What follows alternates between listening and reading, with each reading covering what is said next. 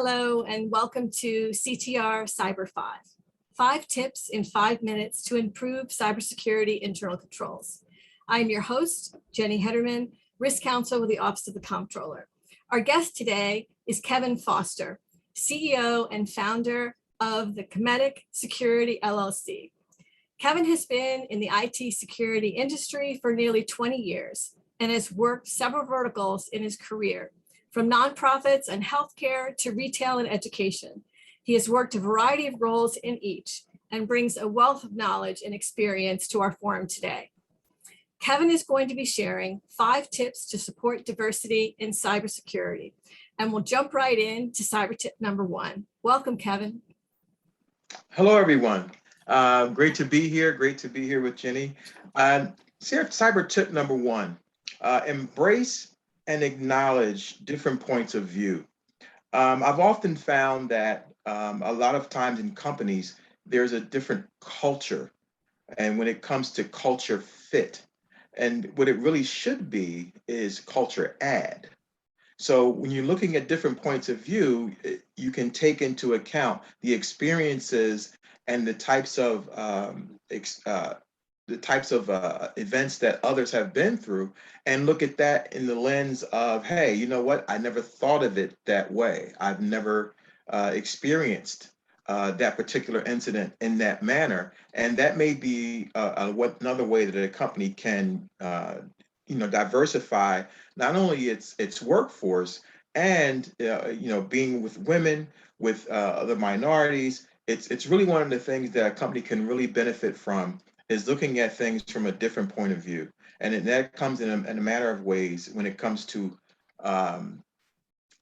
meetings, when it comes to handling incidents, when it comes to just even cybersecurity hiring is another crucial tip in that. So acknowledging different points of view, I think, is one great way that companies can bridge that gap with diversity. We can go to the next slide. So tip number 2 is increase diversity in company hiring practices. This is a big one because a lot of companies will say that, well, hey, I'm trying to find diverse candidates, but I just don't know where they are. We don't get diverse candidates. Well, there's a lot of ways to look at that. Are you going to, let's say, HBCUs? Are you supporting local programs in your area that have to do with tech and technology? And more specifically, security. Right now, there are a lot of coding programs that could use the help of a lot of companies. And from that pool, you can pull potential candidates. Also, look internal. There's a lot of candidates that could be right in your company that would love the opportunity to work in the cybersecurity vertical, but they just are not thinking that they're qualified or that they would even be selected for that job role. So sometimes your ideal candidate, is right inside of your company or right outside of your door in a great local program. So if your company is supporting the local schools, the local organizations, and local colleges, and actively recruiting for minority candidates or diverse candidates, I think that will make the pool of candidates much greater and stands to benefit the organization if you're trying to really have an inclusive and diverse workforce. So tip number 3 is providing diversity training for all employees. I've often found that in a lot of companies that I've worked for, the training is pretty much just the standard typical training. And even though all employees have to take it, the diversity training is often not included. It's usually the standard training, sexual harassment training, security training, things like that. But it really doesn't go deep enough, in my opinion, to talk about some of the challenges that diverse candidates face. I read a stat just recently that women, when it comes to hiring practices and job applications, women will typically only apply if they meet 85 to 90% of the job description, whereas males will typically apply if they meet even less than 50% sometimes.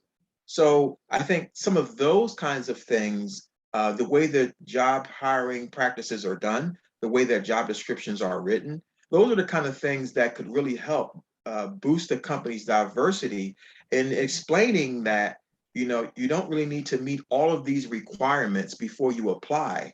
Just apply. And that's a tip as well for our diverse candidates that may be looking at this video.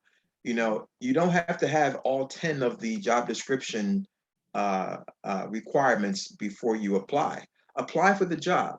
A lot of companies are willing to, if they see your passion and your interest, they will hire you and bring you in, and you can get the great training that they have to offer, and then you can turn around and do the same thing to someone else. So it's a great thing to do, is in order for a company to really boost its diversity, is to include the training for all employees, not just in strictly technical or required training.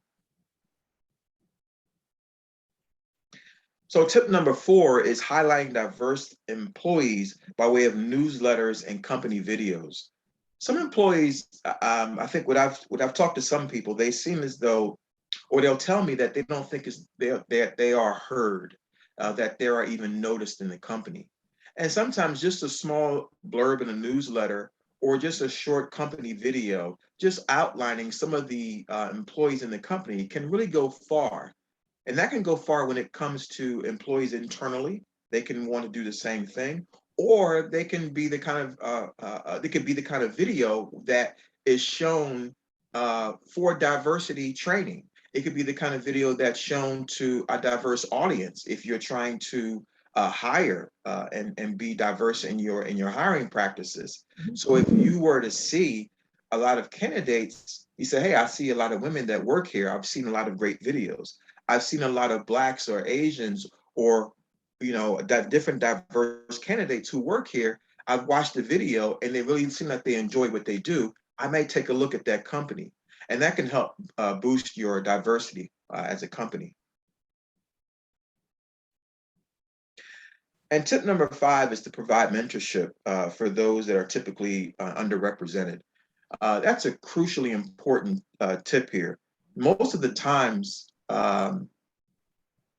some employees feel lost. Even some candidates, they just don't know where to start. And in a lot of the training and mentorship that I do, even in the mentors that I have, I often express to them that, sometimes I don't feel like I know where to go. What's the next step I should take? And that's the thing that I think that some candidates may feel as well. They know they may have to get a certain certification.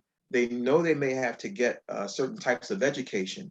But after that, what should be the next steps? What should be some of the things that they're thinking of? Sometimes a mentor, a well-seasoned mentor especially, can really help them with those next steps. How do they prepare for interviews? How do they present themselves when it comes to hiring or just telephone interviews? Now we have Zoom interviews now. So how does all of that play out when it comes to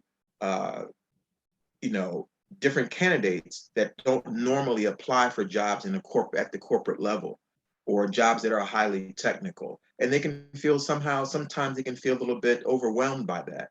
So that mentor sometimes can put that person at ease and make them feel like they can compete and they can really get the job that they really want and deserve. And that's my 5 tips for increasing diversity in company settings. That's terrific. Thank you so much, Kevin Foster. We really appreciate your expertise. For more information on cybersecurity internal controls and CTR Cyber 5, check out our cyber page at macomptroller.org. Thanks for watching CTR 5, and we will see you again. Thank you.